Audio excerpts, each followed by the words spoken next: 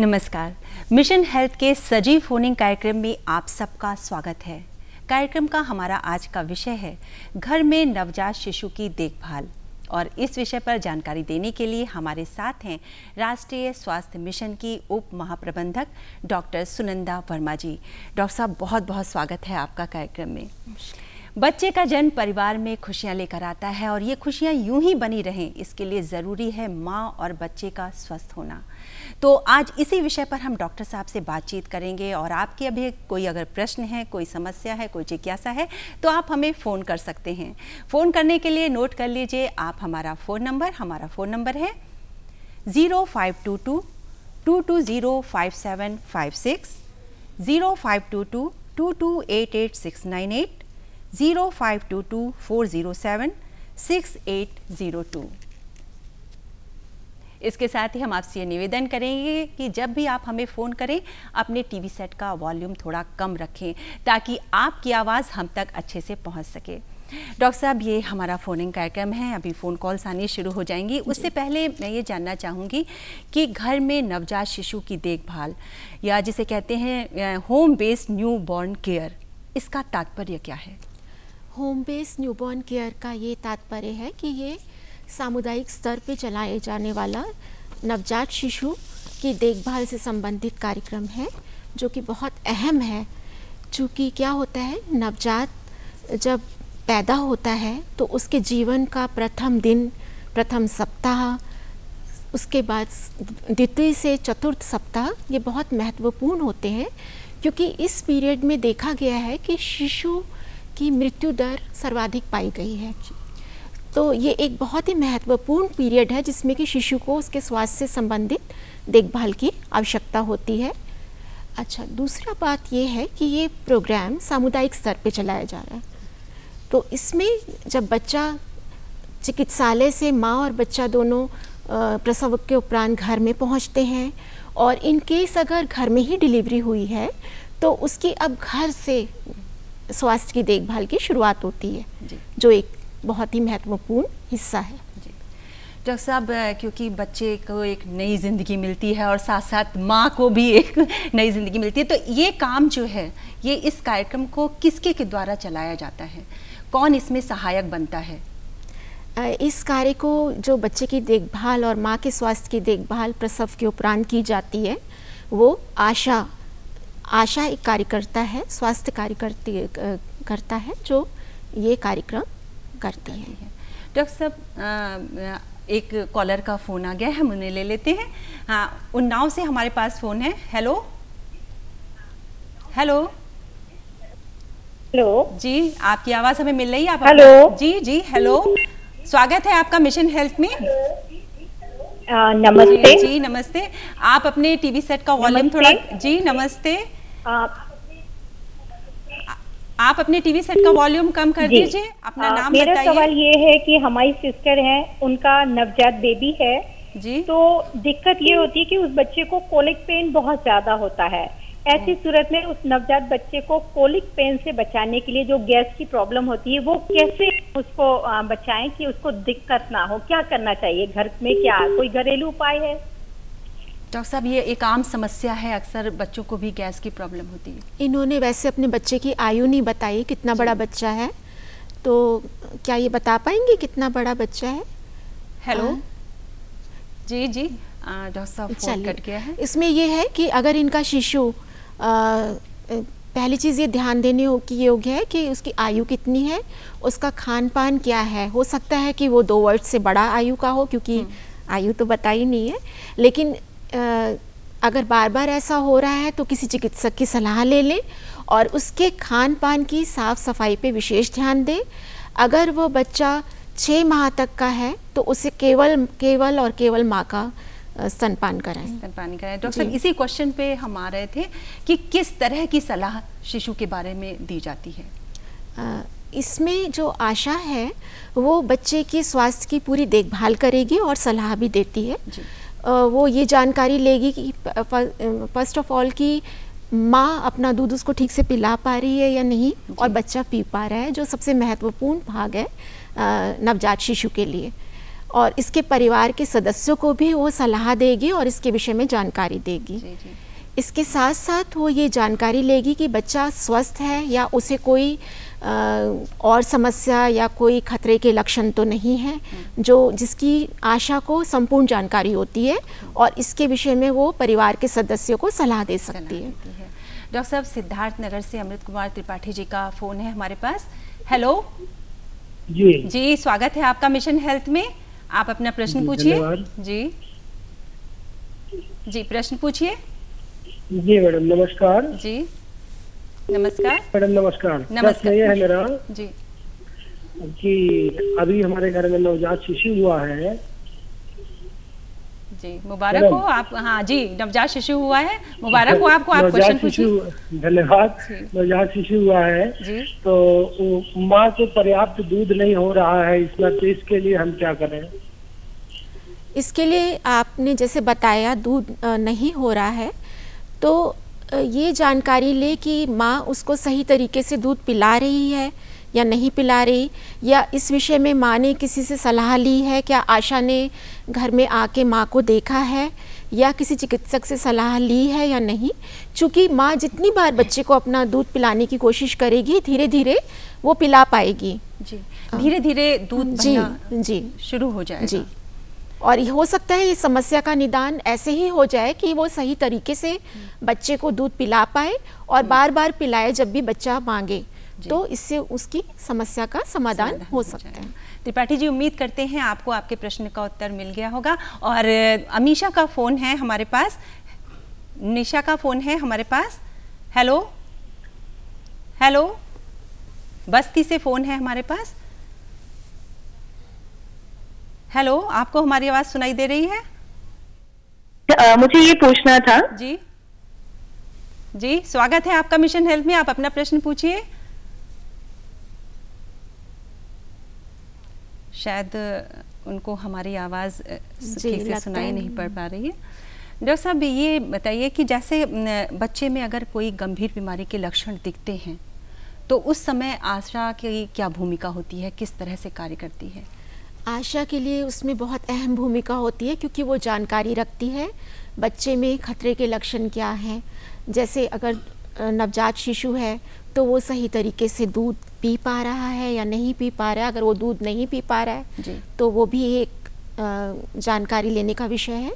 और दूसरी चीज़, उसमें बुखार तो नहीं है या उसको सांस लेने में कोई दिक्कत तो नहीं है, उसको पतले दस्त तो नहीं हो रहे हैं। ये सब जानकारी, इसके अलावा भी और भी विषय है जिसकी वो जानकारी रखती है।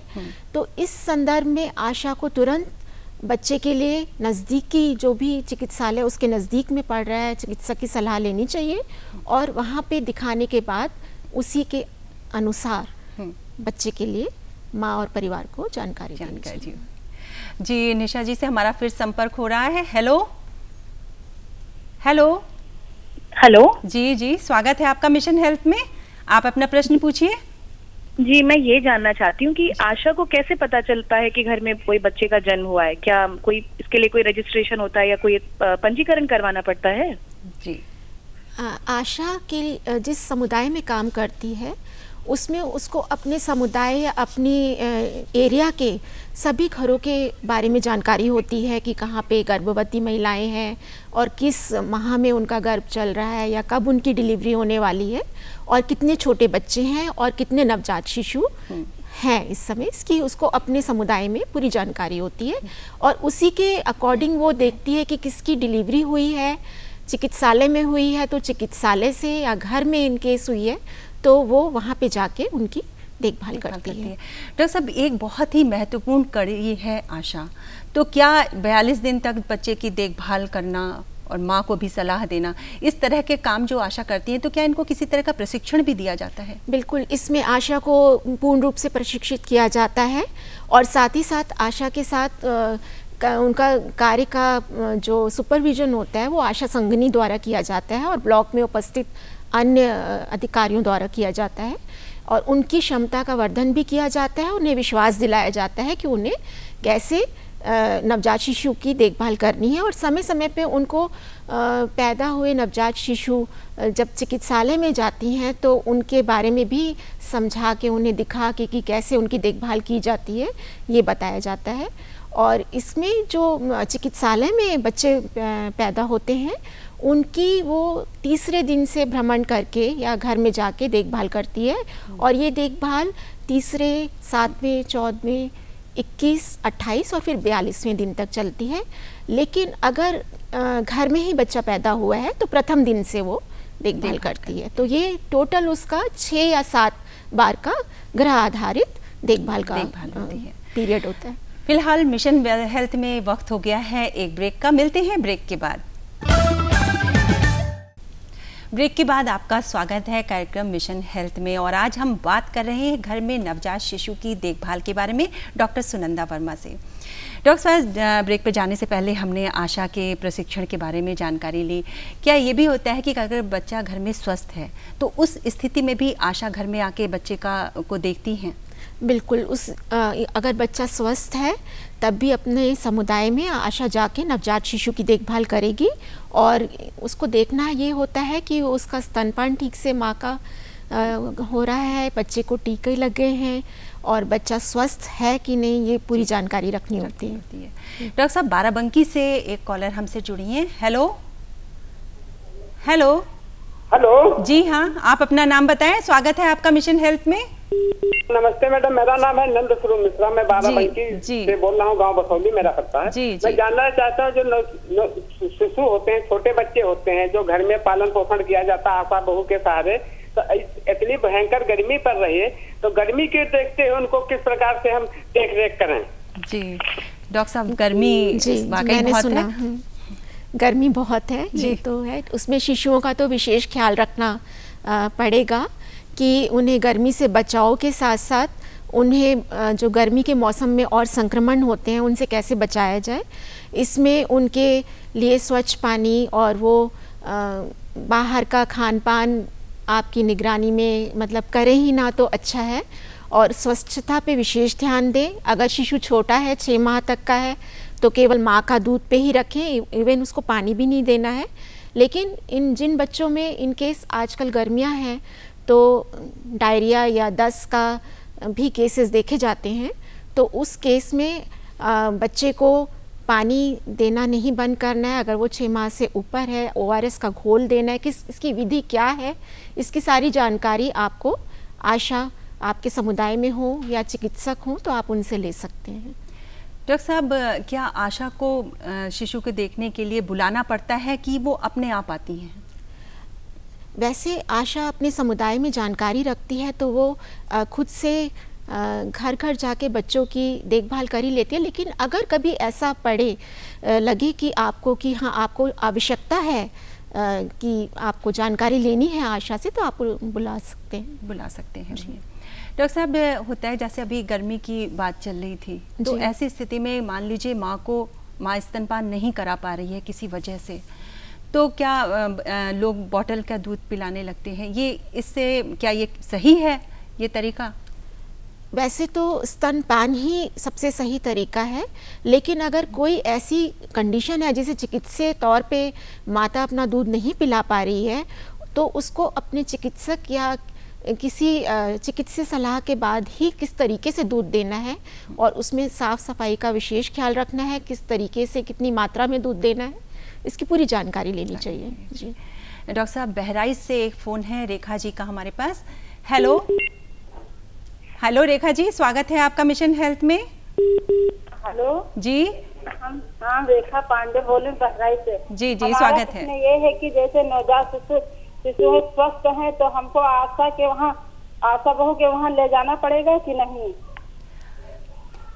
आपने कहा कि आपका शिशु स्वस्थ है तो ले जाना पड़ेगा। हाँ बिल्कुल, उसको क्योंकि कई चीज़ें होती है जो आशा जांच करती है, बच्चे का वजन लेना, बच्चे को टीके सही समय पे लग रहे हैं उसकी जानकारी आपको देना और जो उसके आयु के अनुसार उसको क्या क्या चाहिए विशेष तौर पे, इसके लिए आपको आशा से संपर्क रखना चाहिए। हाँ, आशा घर आके ही सलाह देगी।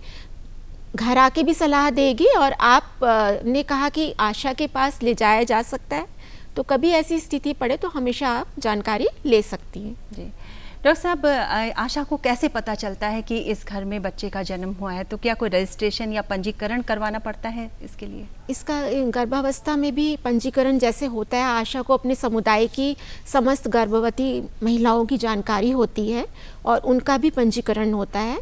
उसी के अनुसार आशा को पता रहता है कि किस माह में और किस दिन पे नवजात शिशु का जन्म हुआ है, ये इसकी पूरी जानकारी उसको रहती है।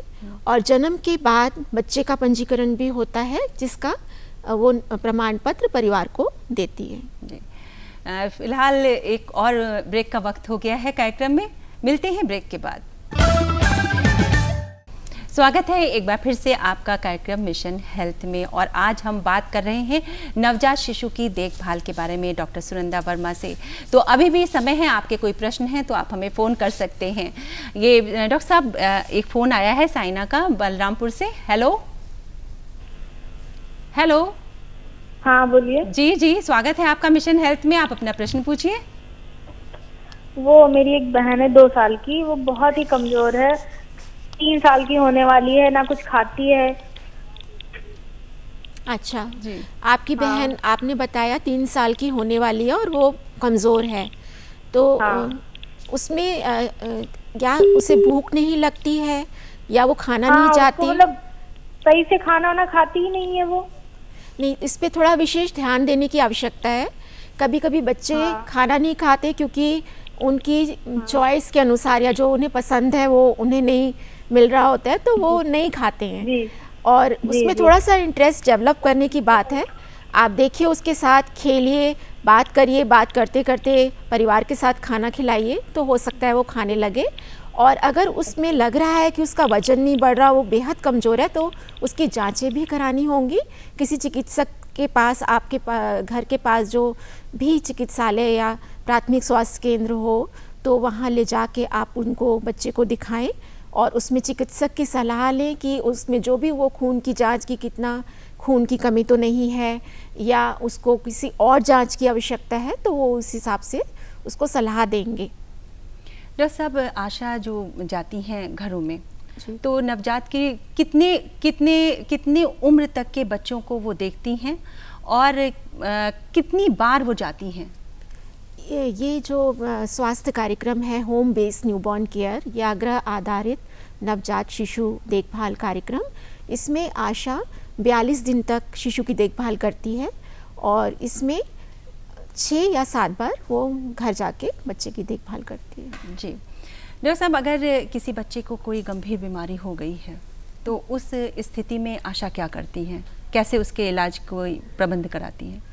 अगर बच्चे में गंभीर समस्या लग रही है जिसकी आशा को जानकारी है, तो वो तुरंत पास की स्वास्थ्य इकाई में तुरंत चिकित्सक के पास बच्चे को, परिवारजनों को सलाह देगी कि तुरंत वहाँ उसको लेके जाएगी वहाँ पे, या अपनी ANM या अपने सुपरवाइज़र जो हैं आशा संगनी से संपर्क करके चिकित्सा इकाई में संदर्भित कर देती हैं। डॉक्टर साहब, स्वास्थ्य केंद्र में जब बच्चे को ले जाया जाता है तो वहाँ पे जो जांच होती है, इलाज होता है, दवाइयाँ चलती हैं, उसके लिए क्या किसी तरह का भुगतान करना पड़ता है? क्या होता है? नहीं, स्वास्थ्य केंद्र पे ले जाने पे, संदर्भित करने पे निःशुल्क समस्त सुविधाएं बच्चे को दी जाती हैं। डॉक्टर साहब, बच्चे के स्वास्थ्य की देखभाल तो की जाती है, उसके साथ साथ माँ को किस तरह की सलाहें दी जाती हैं? बच्चे के स्वास्थ्य के साथ साथ माँ के स्वास्थ्य का ध्यान रखना भी बेहद ज़रूरी है, क्योंकि दोनों ही आपस में जुड़े हुए हैं। तो माँ के स्वास्थ्य की भी आशा को संपूर्ण जानकारी लेनी होती है। अगर उसको माँ को प्रसव से संबंधी या प्रसव के उपरांत कोई समस्या है तो उसे उसी के अनुसार चिकित्सीय सलाह, या उसको स्तनपान कराने में कोई दिक्कत है तो आशा उसके अनुसार माँ को और उसके परिवार के सदस्यों को सलाह देती है। तो सब जब माँ स्तनपान कराती है तो अक्सर देखने में आया है कि कुछ माँओं को दूध नहीं उतरता या शारीरिक रूप से बहुत कमज़ोर होती हैं।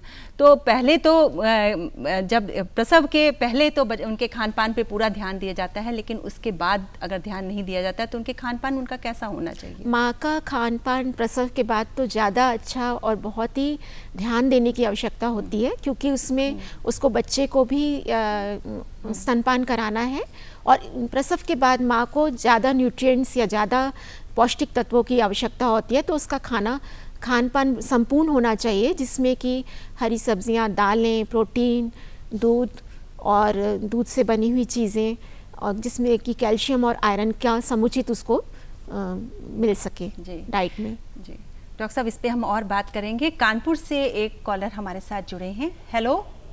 हेलो। हाँ जी, स्वागत है आपका मिशन हेल्प में। आप अपना नाम बताएं।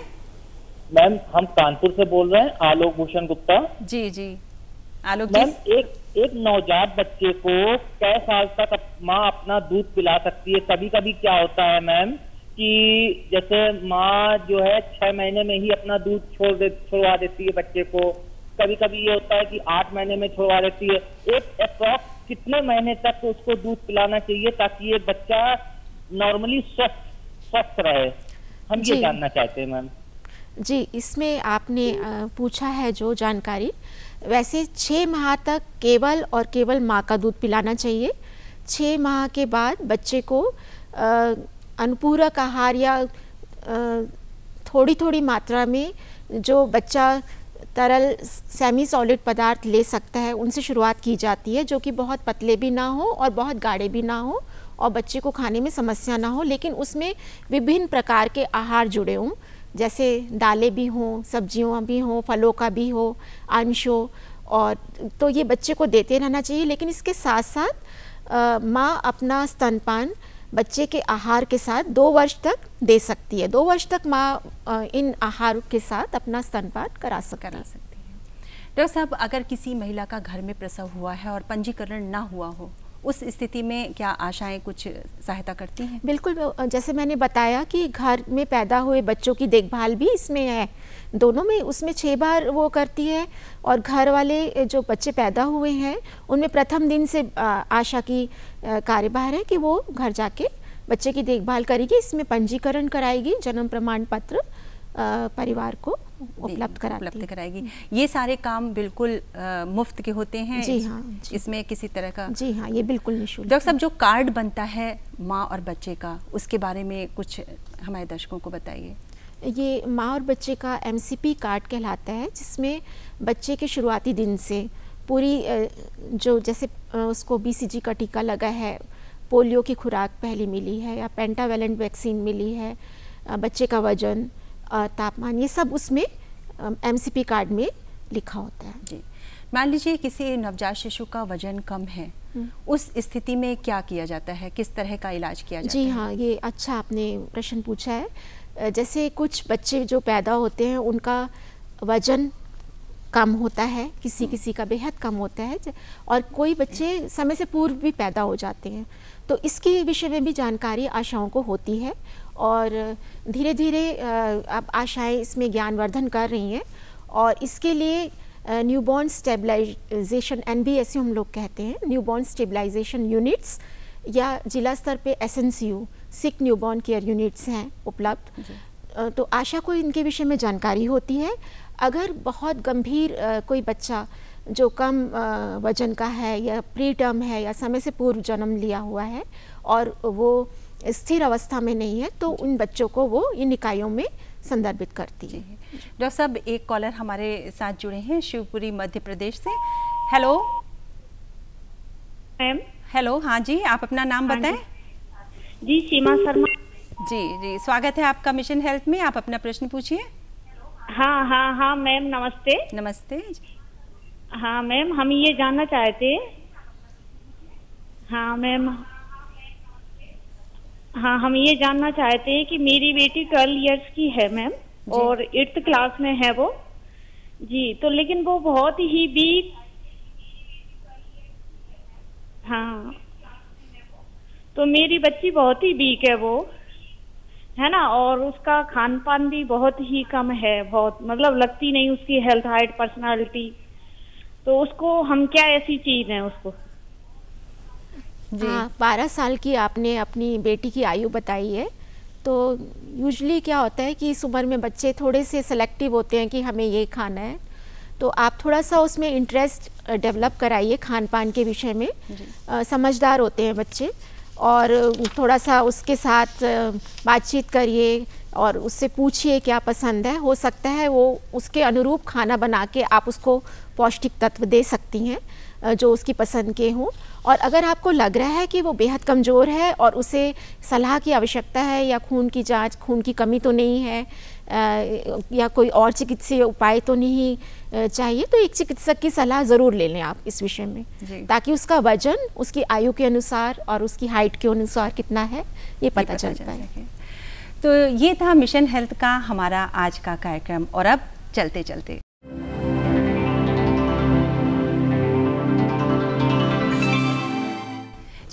में दर्शकों, हम आपसे एक प्रश्न पूछते हैं और इस प्रश्न का सही उत्तर भेजने वाले दर्शकों में से किसी एक दर्शक के पत्र का चयन हम लकी ड्रॉ के द्वारा करते हैं और फिर उन्हें आमंत्रित करेंगे अपने यहाँ इसी कार्यक्रम में। तो नोट कर लीजिए हमारा आज का प्रश्न। हमारा प्रश्न है, नवजात शिशुओं की घर में देखभाल के लिए आशा को कितनी बार जाना चाहिए? प्रश्न एक बार पुनः सुन लीजिए। नवजात शिशुओं की घर में देखभाल के लिए आशा को कितनी बार जाना चाहिए? और इस प्रश्न का उत्तर आप हमें इस पते पर लिखकर भेज सकते हैं। उसके लिए पता नोट कर लीजिए। हमारा पता है प्रस्तुतकर्ता मिशन हेल्थ, कमरा नंबर 205, दूरदर्शन केंद्र 24 अशोक मार्ग, लखनऊ 226001। और हमारा ईमेल आईडी है missionhealth.ddupLko@gmail.com। डॉक्टर साहब, आप आई और इस विषय पर इतनी महत्वपूर्ण जानकारी दी, इसके लिए आपका बहुत बहुत धन्यवाद। इसके साथ ही धन्यवाद हम करना चाहेंगे अपने उन सभी दर्शकों का जिन्होंने हमें फ़ोन किया और जो घर बैठ के हमारे इस कार्यक्रम को देख रहे हैं। नमस्कार।